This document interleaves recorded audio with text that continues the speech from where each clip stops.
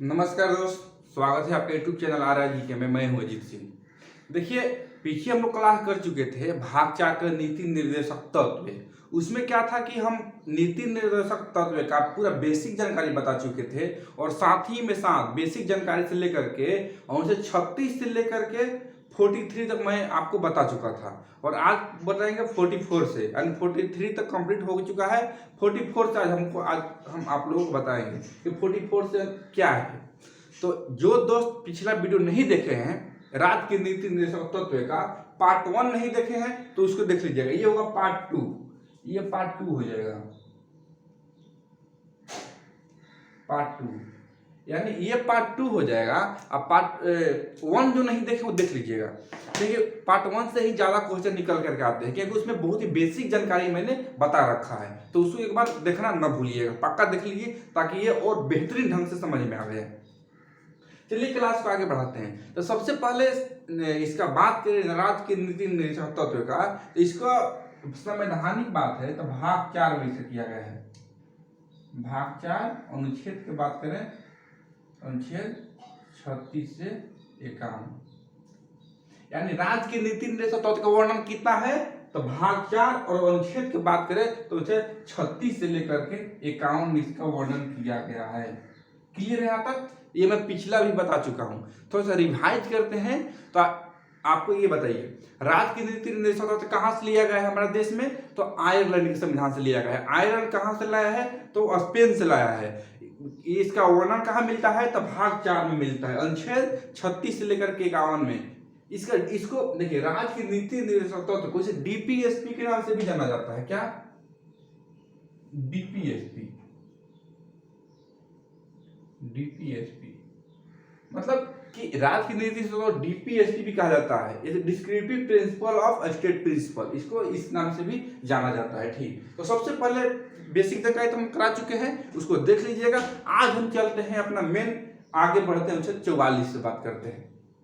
तो देखिए 1944 क्या कहता है, 1944 जो है 44 वो समान सिविल संहिता का बात करता है। यानी समान सिविल संहिता वो है कि जब हमारा जो भी राज्य समान सिविल संहिता को ला देगा, इसका मतलब कि सभी के लिए समान मतलब का समान सिविल संहिता, यानी सबके लिए नियम समान रहेगा।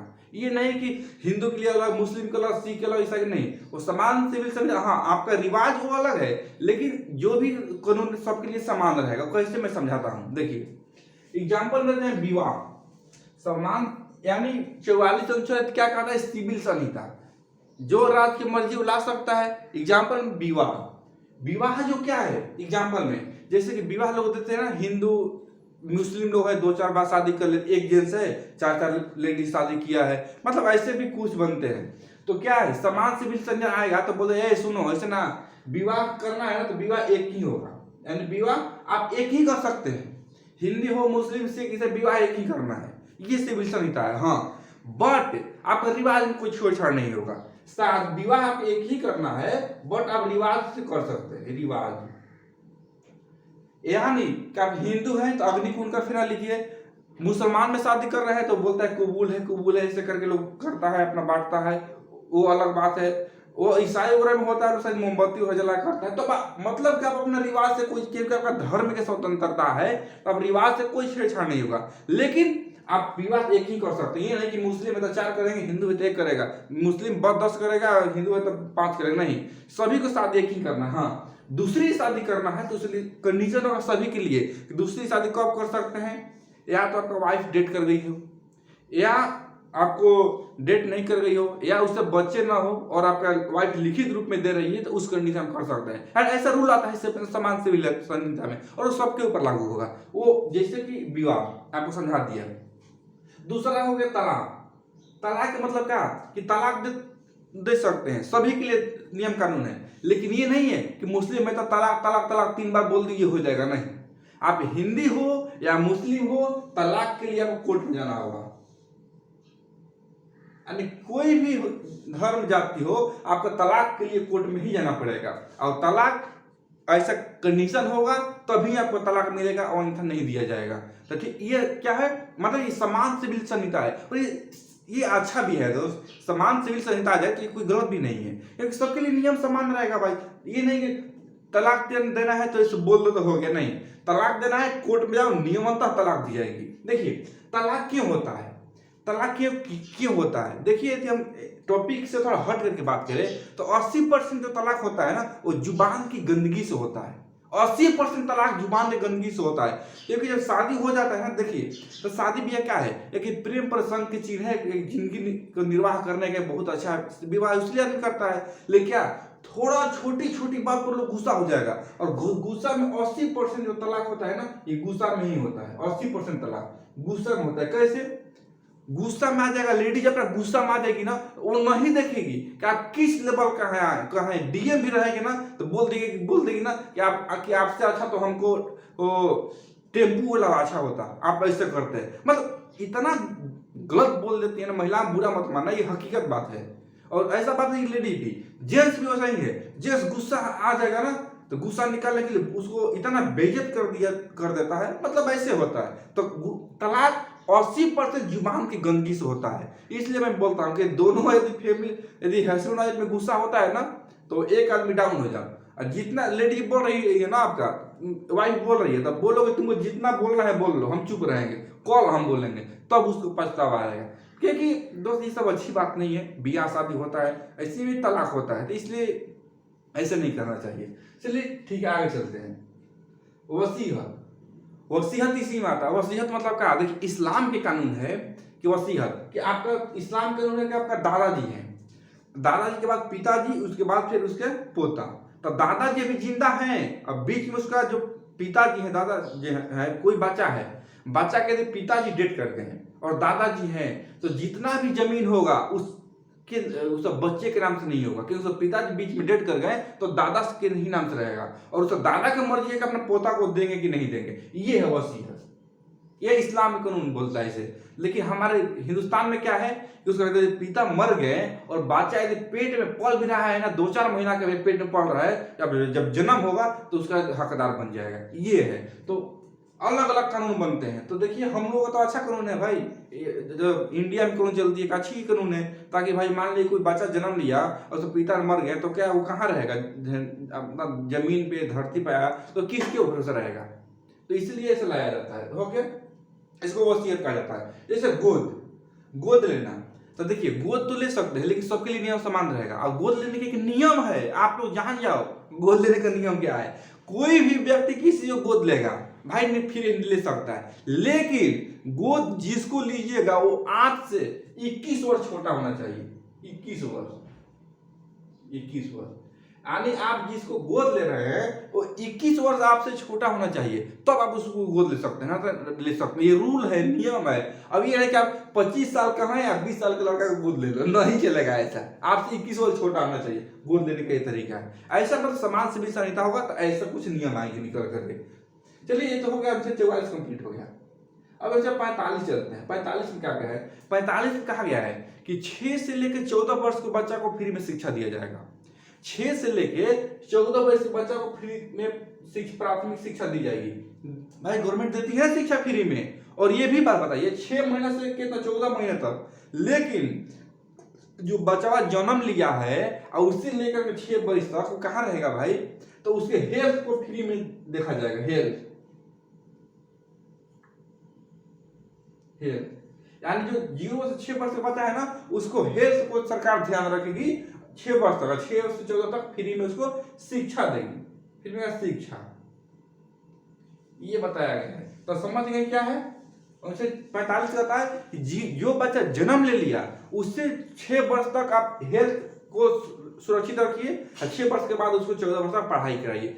एग्जाम्पल देखिए, हेल्थ 0 से 6 वर्ष की बात करें तो आप हॉस्पिटल में, गवर्नमेंट हॉस्पिटल में फ्री में पोलियो का खुराक लगता है, क्या पैसा कोई लेता है क्या, बीसीजी का टीका, डिप्थीरिया का, ऐसे बहुत सारे टीके लगते हैं बच्चों को, तो क्या कोई पैसा लेता है गवर्नमेंट, उससे नहीं लेता है ना। तो वही बोला जाता क्या है कि 0 से 6 वर्ष तक उसको फ्री में हेल्थ को टीका देना है। 6 वर्ष से 14, 6 से 14 के बीच में फ्री में शिक्षा मिलती है ना, फ्री में शिक्षा। आप देखते हैं कि स्कूल कॉलेज में जाइएगा, प्राथमिक स्कूल में क्या कोई पैसा लेता है पढ़ने में, नहीं लेगा।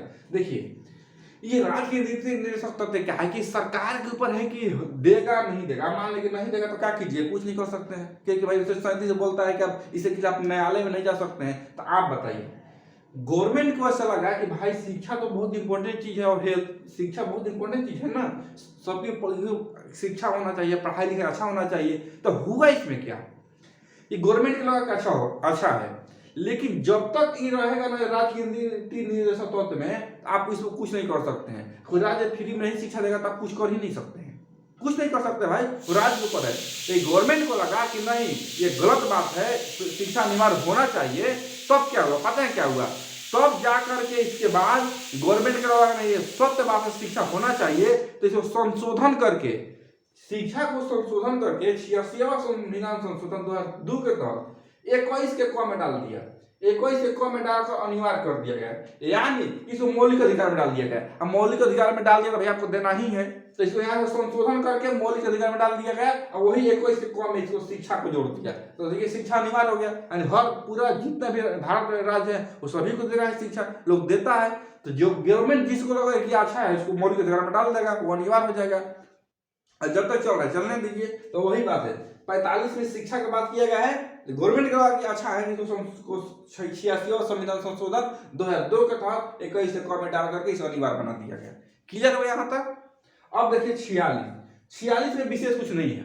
46 बोलता है कि SC/ST को विशेष प्रावधान दिया जाए, यानी 46 में SC/ST को विशेष छूट दिया गया है, चाहे सामाजिक छूट दे दिया या आर्थिक छूट दिया राजनीतिक। सामाजिक छूट मिलता है, जैसे कि आरक्षण वगैरह मिल जाता है समाज में ऊंचा बढ़ने के लिए। आर्थिक छूट मिलता है, जैसे राशन पानी मिलता है ना डीलर के पास। तो देखिए जो लोग ज्यादा मतलब लो कैटेगरी के हैं, 2 रुपए चावल, 2 रुपए गेहूं, ऐसे 4 रुपए आटा ऐसे मिलता है। तो क्या आर्थिक छूट मिला, राजनीतिक छूट भी मिलता है। राजनीतिक छूट कैसे, कहीं पर मान लो कि चुनाव हो रहा है तो सीधे निकलता है कि केवल SC/ST ही फॉर्म भरेंगे, इस तरह के राजनीतिक छूट मिलते हैं। तो क्या है मतलब विशेष नहीं है। 46 में SC/ST की बात की गई, उनको विशेष प्रावधान दिया गया है। क्लियर। अब चलते हैं 48 में क्या है, तो 48 में कहा गया पोषाहार की बात किया गया है कि भाई पोषाहार दिया जाएगा किसको, देखिए पोषाहार की बात किया गया, जैसे मिड डे मील दिया जाता है, मिड डे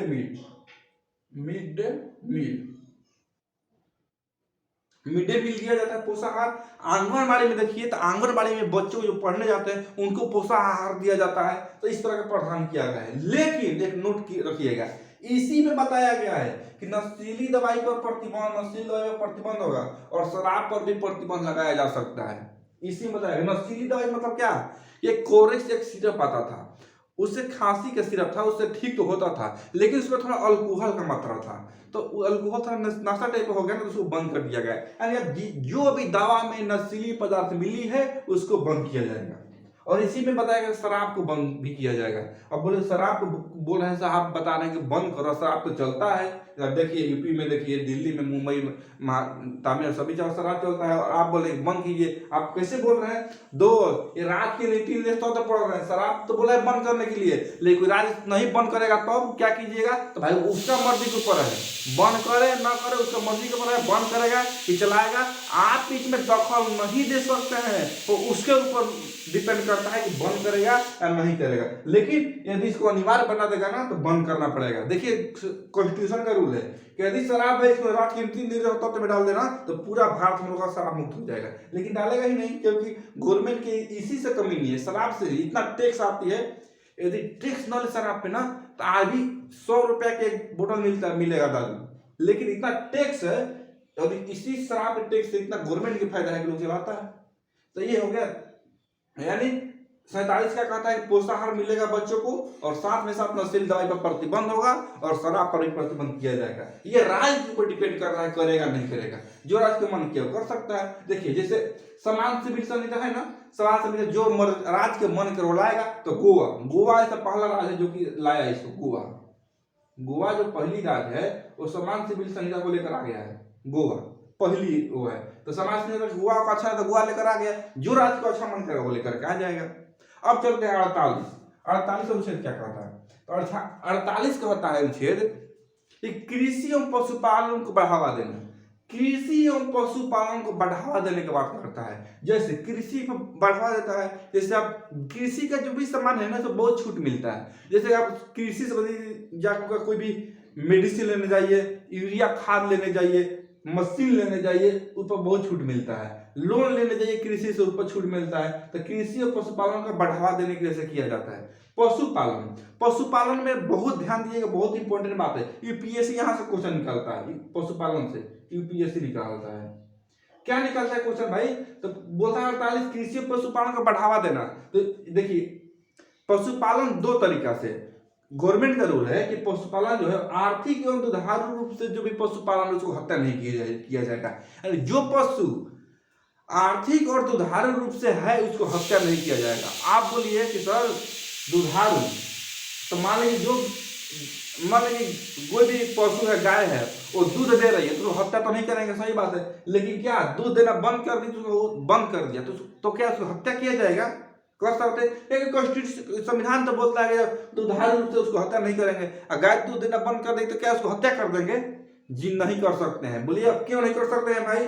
तो आर्थिक भी बोला है, एंड जो पशु आर्थिक रूप से भी सहयोग करता है ना उसको हत्या नहीं कर सकते। तो गाय दूध देना बंद करती है तो क्या वो गोबर भी देना बंद करती है? क्या गोबर से उसको जलावन बनता है, आर्थिक रूप से फायदा मिलता है ना, जलावन होता है, लोग खाना बनता है। गौ के मूत्र से मेडिसिन बनता है, बहुत सारे रिसर्च में मिला है। तो आर्थिक उससे फायदा है ना, तो ऐसा जो होगा आर्थिक रूप से दुधारी उसका आप हत्या नहीं कर सकते हैं, ये बताया गया है। ठीक है, अब चलते हैं 48 का क। यहाँ क ख ग देख लीजिए, सोचिए बाद में जोड़ा गया है। तो 48 क में क्या कहा गया? 48 क में ये कहा गया है, राज्य जो है पर्यावरण वन्य जीव को सुरक्षित रखेगा। क्या? राज्य पर्यावरण एवं वन्य जीव को सुरक्षित रखेगा। सुरक्षित रखने का जिम्मेदारी किसका है भाई? तो राज्य सरकार के। यहाँ ध्यान दीजिएगा, मैं अभी फंसाऊंगा आपको, तुरंत देखिए कैसे फंसिएगा आप लोग, ध्यान दीजिएगा, फिर फंसिएगा मत। अच्छा 48 के क क्या कहता है कि राज्य जो है पर्यावरण वन्य जीव को सुरक्षित रखेगा। राज्य पर्यावरण वन्य जीव को सुरक्षित रखेगा। ये संविधान में 42वां संविधान संशोधन 1976 के तहत इसको बताया गया है, जोड़ा गया है। यानी एक संविधान संशोधन हुआ कौन? 42वां संविधान संशोधन 1976, इसको मिनी संविधान संशोधन भी बोलते हैं। सबसे ज्यादा संशोधन इसी में हुआ, 42वें संविधान संशोधन 1976 में। तो इसमें कहा गया है कि राज्य की जिम्मेदारी बनती है तो हर पर्यावरण और वन जीव को सुरक्षित रखने का जिम्मेदारी राज्य का है। अब बोलिएगा सर कोई क्वेश्चन पूछ ले कि ये बताइए कि पर्यावरण और वन जीव को राज्य सुरक्षित रखेगा, अनुच्छेद बताइए। तो अनुच्छेद 48 के क, यानी 48 क कहता है कि राज्य जो है पर्यावरण वन जीव को सुरक्षित रखेगा 42वां संविधान संशोधन 1976 के तहत। तो यहाँ तक आपको कंप्लीट हो गया ये अनुच्छेद, और 2-3 बचा है, इसको आप स्क्रीनशॉट लीजिए, मैं इसको समझाता हूँ आपको अभी।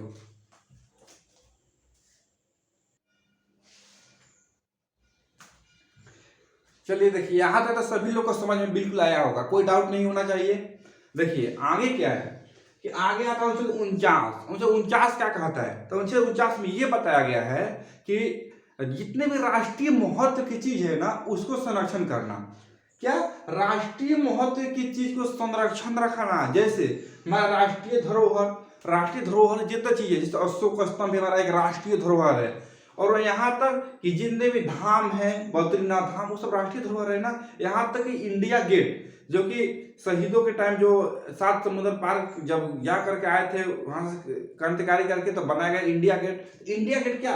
राष्ट्रीय धरोहर की चीज है। तो इतने जितने भी राष्ट्रीय धरोहर की चीज है उसको संरक्षण रखना 49 बताता है। धरोहर राष्ट्रीय इमारत भी बोलता है। इमारत बात करें तो ये नहीं कभी पुराने द्रविड़ शैली के जितने भी मूर्तियां थी जो आप देख के चकित हो जाइएगा कि कैसे बनाया गया है। द्रविड़ शैली की मूर्ति, जैसे नागर शैली का, यहाँ तक ताजमहल भी हमारा एक राष्ट्रीय इमारत है। ताजमहल भी है। क्या?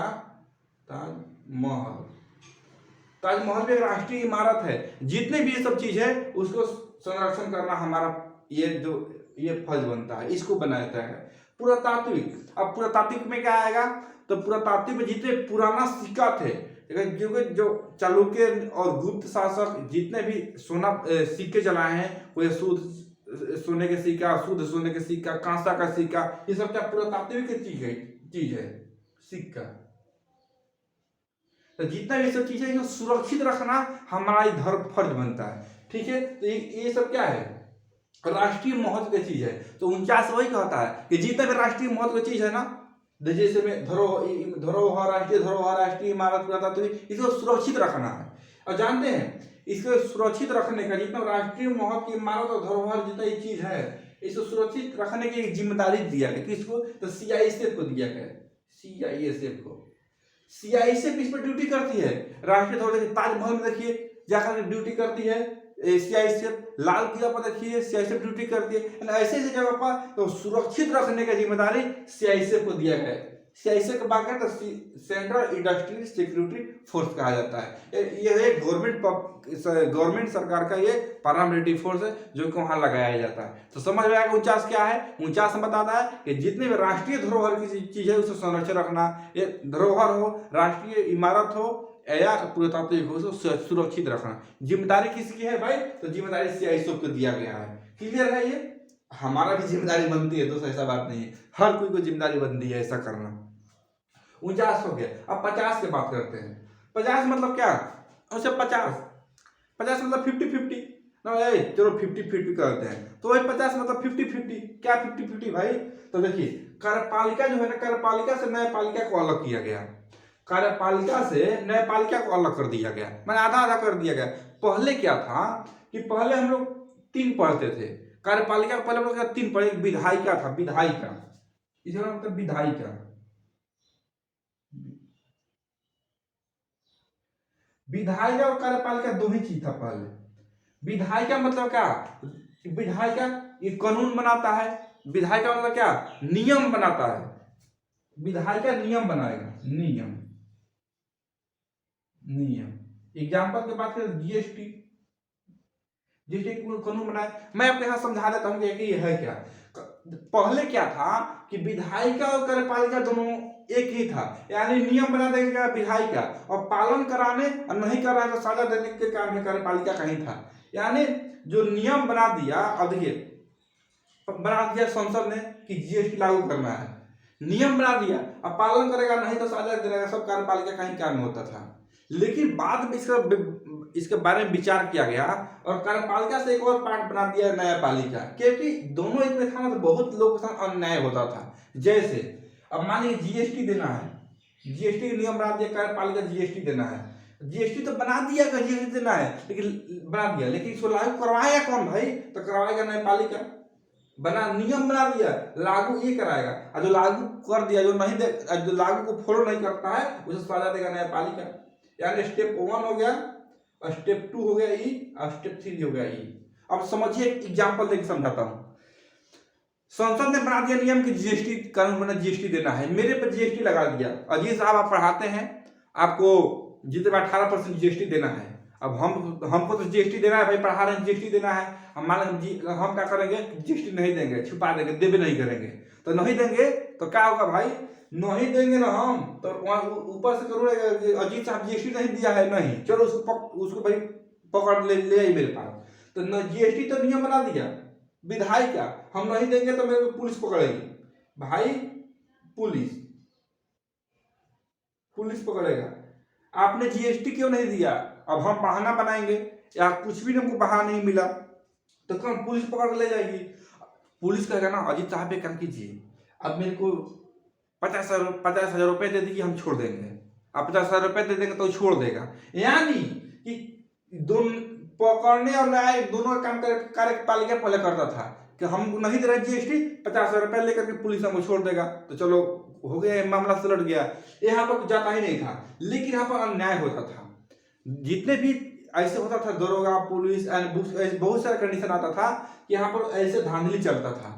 तो इसको बात में रखते हुए कार्यपालिका से एक और पार्ट बना दिया न्यायपालिका। यानी अब कार्यपालिका का काम है पुलिस सिर्फ पकड़ना, यानी जीएसटी नहीं जो दे रहा है उसको पकड़ लेना। हम नहीं दे रहे जीएसटी तो मेरे को पकड़ के ले जाएगा कार्यपालिका, और पकड़ करके ले जाएगा और भाई, और हमको पेश किया जाएगा न्यायपालिका ने कोर्ट में, जज के पास, मेरे पास कोर्ट में पेश किया जाएगा। हाँ भाई क्यों नहीं दे रहे हैं जीएसटी, तो फिर मेरे पर फाइन लगाया जाएगा।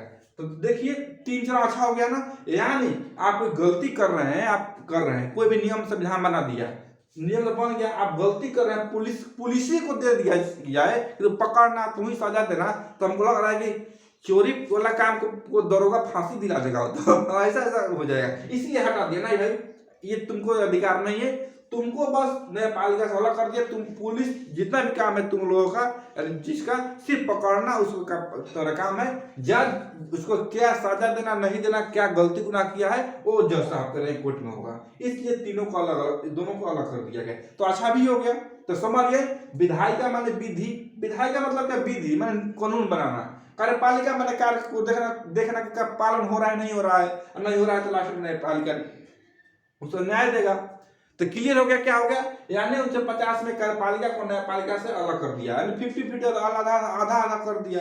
तो समझ में आ गया कि विधायिका क्या है, कार्यपालिका क्या है, न्यायपालिका क्या है। आपसे कोई पूछ विधायिका, तो विधायिका नियम बनाता है और नियम का पालन कौन करता है भाई, तो कार्यपालिका, और कार्यपालिका नियम पालन नहीं करने से न्याय को देता है, तो न्यायपालिका। तो क्लियर हो गया, यहाँ से 50-50 से 50-50, यानी कार्यपालिका से न्यायपालिका को अलग कर दिया गया। इसको मत विधायिका मत इसमें नोट कीजिएगा, क्योंकि इसमें कार्यपालिका से ही न्यायपालिका को अलग किया गया। ये मैं आपको समझाने के लिए बता दिया हूँ ताकि आपको अच्छा से समझ में आ जाए। अब चलते हैं 51। अच्छा, 51 में क्या बताया गया, तो उसे 51 में कहा गया है कि जितने भी मतलब इंटरनेशनल विवाद को जो होगी उसको हम शांतिपूर्वक सुलझाएंगे। इंटरनेशनल विवाद को शांतिपूर्वक सुलझाना, जैसे इंटरनेशनल संधि को मानना। अब इंटरनेशनल कोई बात हो गया, कोई मोदी साहब संधि करके आ गए हमारे देश के खिलाफ, उसको आराम से मानना। नागरिक का हर विदेशी को रिस्पेक्ट करना। कोई विदेशी से इंटरनेशनल मुद्दा है ना भाई, कोई भी इंटरनेशनल अदर कंट्री से हमारे देश में विदेशी आता है तो उसको ये नहीं है कि आ गया उसको देख के पत्थर मारो और डंडा मारो और उसको मजाक उड़ाओ, नहीं, उसको रिस्पेक्ट करना हमारा फर्ज बनता है, ये भी बताया गया है। तो 51 क्या है कि राष्ट्रीय महत्व की चीज के बारे में बताया गया है, यानी कोई भी राष्ट्रीय संधि उसको अच्छा से सुलझाएंगे, कोई विदेशी आएगा उसे रिस्पेक्ट करेंगे, उनको मान सम्मान करेंगे, ये बताया गया है। अब देखिए, ये इम्पोर्टेंट 51 के इम्पोर्टेंट है, IMP लिख देता हूँ। 51 क्या कहता है कि हर नागरिक का कर्तव्य बनता है वन जीव को सुरक्षित रखना। अब बोलिएगा सर, आपने तो बताया था कि 51 के क में वन जीव को सुरक्षित रखना, क्या 48 के क में, और फिर 51 क में दोनों में बता रहे हैं। दोस्त, मैंने क्या बताया 51 क में, नागरिक का कर्तव्य है वन जीव को सुरक्षित रखना, तब क्या, लेकिन 48 क्या करता है, 48 राज्य का कर्तव्य बताता है। यहाँ समझ लीजिए, यहाँ पे 48 का जो क है ये राज्य के बोलता है, राज्य, यानी 48 का क जो है ना ये बोलता है राज्य का कर्तव्य बनता है कि पर्यावरण वन जीव को सुरक्षित रखना, राज्य को। लेकिन नागरिक, व्यक्तिगत बात कर रहा है, यानी नागरिक का, हर नागरिक का कर्तव्य बनता है वन जीव को सुरक्षित रखना। अब बोलिएगा कि हर नागरिक का कर्तव्य बनता है, हम नहीं रखेंगे तो कोई उनको कर लेगा, कोई कुछ नहीं कर सकता है, क्योंकि राज्य के निर्देश होता है भाई, कर कीजिए मत कीजिए आपके ऊपर है, लेकिन कीजिएगा तो अच्छा ही हो, क्योंकि अच्छा काम करने से भगवान भी उसको देखते हैं, अच्छा होगा आपके साथ भी। ये हो गया, यानी कि पूछ दे कि राज्य का कर्तव्य है वन जीव सुरक्षित रखना, तो राज्य का कर्तव्य 48 का क। अब व्यक्तिगत बात करें तो 51 का, यानी बोल एक व्यक्तिगत बात करें कि हर नागरिक का कर्तव्य है वन जीव को सुरक्षित रखना, तो होगा 51 का। लेकिन स्टेट की बात करें तो हो जाएगा 48 का, यानी पहले स्टेट के बात करता है, फिर बाद में व्यक्तिगत बात करता है। पहले सामूहिक बात होती है ना भाई, ऐसे भी याद कीजिए, पहले 48 आता है ना, 48 पहले सामूहिक बात करेगा, सामूहिक बात करने से नहीं सुलझेगा तो फिर व्यक्तिगत बात करेगा। तो 48 से कम है राज्य की जिम्मेदारी, 51 कम है हर नागरिक व्यक्ति की जिम्मेदारी है, ये क्या, वन पेड़ को मत काटो, जीव जंतु को मत मारो, इस सबको सुरक्षित रखना है। दोस्त, हमारा ये DPSP है ना, राज्य नीति निर्देशक, ये आज पूरी तरह से खत्म हो चुका है, और नेक्स्ट हम क्लास आप लोग को लेकर आएंगे। और या आपको ये वीडियो अच्छा लगा तो इस चैनल को सब्सक्राइब कीजिए, दोस्तों में शेयर कीजिए ताकि सभी लोग पढ़ें। दोस्त, मिलते हैं अगले वीडियो में, तब तक अगला क्लास का वेट कीजिए, कल क्लास होगी इसके आगे, तब तक मिलते हैं अगले वीडियो में। दोस्त, जय हिंद।